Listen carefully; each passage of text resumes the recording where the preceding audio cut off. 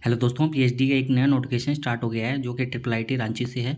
दोस्तों इन्होंने काफ़ी सारे सब्जेक्ट के लिए आवेदन मांगे हैं। सबसे पहले दोस्तों आप ऑफिशियल वेबसाइट पर जैसे ही पहुंचेंगे तो आपके सामने एक पॉपअप विंडो ओपन हो जाएगी और यहाँ पर नीचे थर्ड पॉइंट तक से स्टार्ट होकर लिखा हुआ है कि PhD brochure for full time part time और पीएचडी एप्लीकेशन फॉर्म।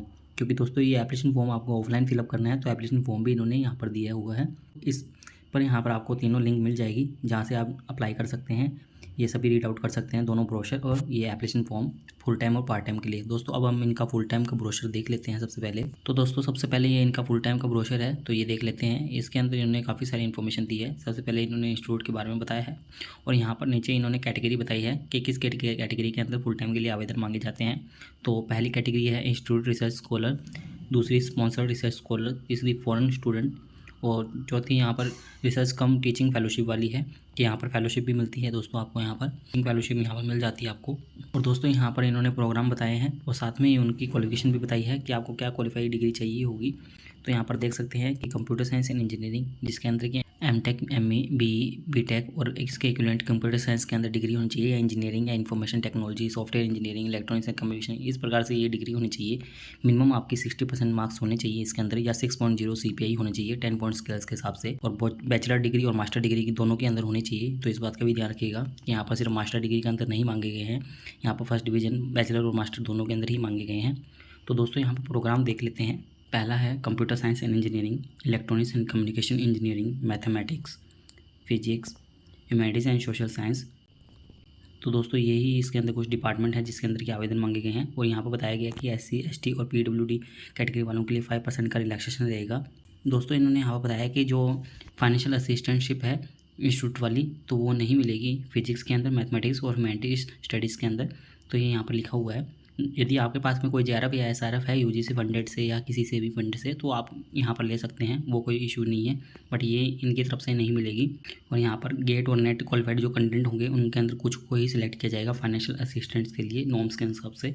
और दोस्तों यहाँ पर इन्होंने इंस्टीट्यूट रिसर्च स्कॉलर बताए हैं जो कि फाइनेंशियल असिस्टेंट के लिए सिलेक्ट होंगे। तो उनके लिए कुछ क्राइटेरिया यहाँ पर बताया गया है कि जिन्होंने MTech या ME की हो किसी इंस्टीट्यूट से जो UGC से IICT द्वारा अप्रूव्ड हो और जिनके पास में वैलिड गेट स्कोर हो एक computer science, electronics and communication की किसी भी फील्ड के अंदर जो भी इनसे रिलेटेड होगा तो और MTech कंप्लीट की हो गेट स्कोर के साथ में तो वो इसके अंदर एलिजिबल हो सकते हैं। या दूसरा जिन्होंने IIT, NIT, IIIT से की हुई हो अंडर PRMRF स्कीम के तहत फंडेड हो। तो इस प्रकार से ये सभी के लिए बताई हुई है। या बैचलर डिग्री हो 75 मिनिमम % के साथ में तो वो भी।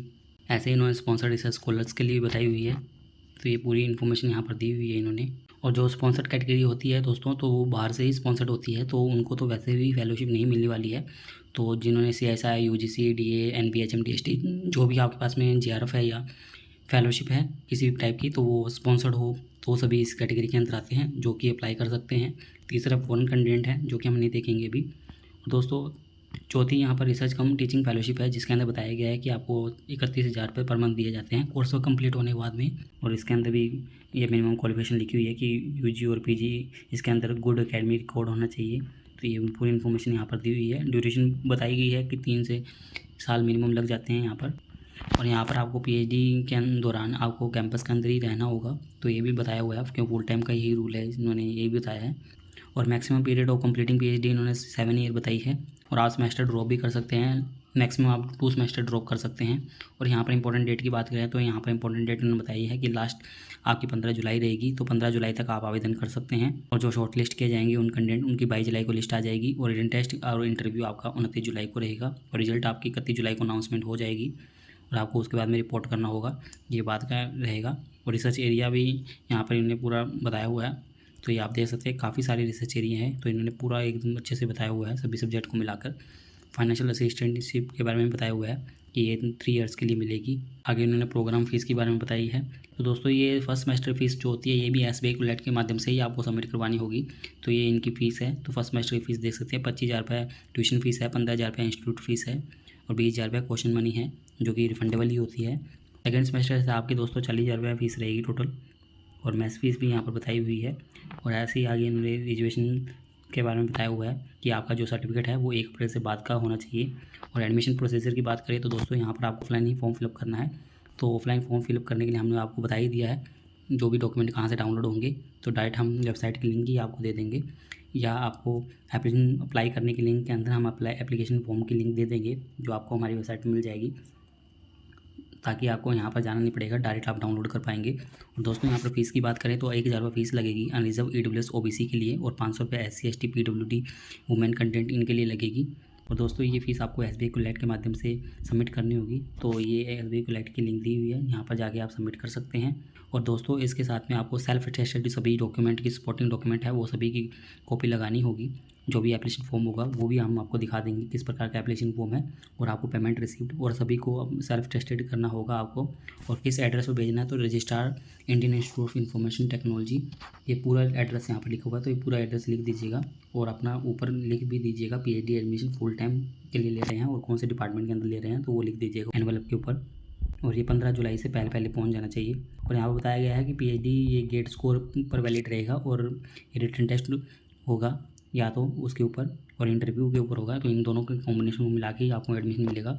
और क्या क्या डॉक्यूमेंट आपको रिक्वायर्ड है, तो यहाँ पूरा लिखा हुआ है, recent passport size photo and signature, qualifying M.Tech degree, और जो भी B.Tech डिग्री है आपकी 10th 12th की डिग्री, वैलिड गेट स्कोर या नेट स्कोर, EWS सर्टिफिकेट का सर्टिफिकेट ग्रेजुएशन से, यदि आप PWD से है तो PWD का सर्टिफिकेट, तो ये सभी टाइप का सर्टिफिकेट आपको लगाने होंगे। और ज्वाइन करते वक्त आपको क्या क्या डॉक्यूमेंट लेके जाने होंगे, तो आपको एडमिशन की फ़ी रिसिप्ट जो आपने पेमेंट की है, और माइग्रेशन सर्टिफिकेट, जब आप फर्स्ट सेमेस्टर फ़ी पेमेंट कर दोगे तो उसकी फ़ी पेमेंट की रिसिप्ट लेके जानी होगी, माइग्रेशन सर्टिफिकेट, ये पूरे टाइप के सभी डॉक्यूमेंट आपको चाहिए होंगे, medical certificate, passport size photo, undertaking, और सभी डिग्री अपनी, क्योंकि ओरिजिनल डॉक्यूमेंट आपको वहाँ पर वेरीफाई कराने होते हैं। आगे कुछ और इंपॉर्टेंट पॉइंट्स भी बताए हैं इन्होंने।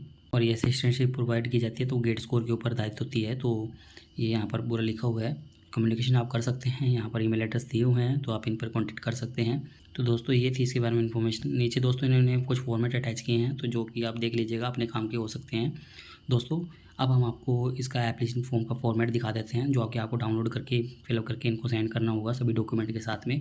दोस्तों ये इसका एप्लीकेशन का फॉर्मेट है जो कि आपको फिलअप करना है, तो ये देख सकते हैं यहाँ पर साथ में फ़ोटो लगानी होगी, डिपार्टमेंट का नाम लिखना होगा, एडमिशन कैटेगरी फुल टाइम या पार्ट टाइम, और ये ऑफिस यूज के लिए है। बाकी अपना नाम, father name, date of birth, gender, marital status, ये सभी डालना है आपको, अपनी category, permanent address, mobile number, पूरा एड्रेस आपको यहाँ पर डालना है। यदि आपने UGC नेट गेट्स के लिए किया हुआ है तो ये भी आपको पूरी डिटेल्स डालनी होगी, तो ये पूरी डिटेल आपको फिलअप करनी है और सभी डॉक्यूमेंट के साथ में आपको भेजनी है।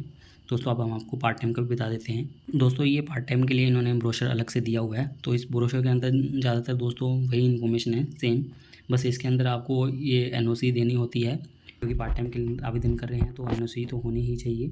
और आगे यहाँ पर पूरा इन्फॉर्मेशन दी हुई है, लगभग सेम ही है, और ये सब्जेक्ट फिर से बताए हुए हैं यहाँ पर, आप देख सकते हैं 5 वही डिपार्टमेंट बताए हुए हैं। और पार्ट टाइम के लिए क्या क्या चाहिए होगा, यहाँ पर आपको फेलोशिप नहीं मिलती है डिपार्टमेंट के द्वारा से, और आप ये एम्प्लॉयमेंट के अंदर है तो वो उनके द्वारा स्पॉन्सर्ड होने चाहिए, मतलब कि आपको सैलरी मिल रही हो, वहाँ पर आपको सपोर्ट किया जा रहा हो PhD करने के लिए।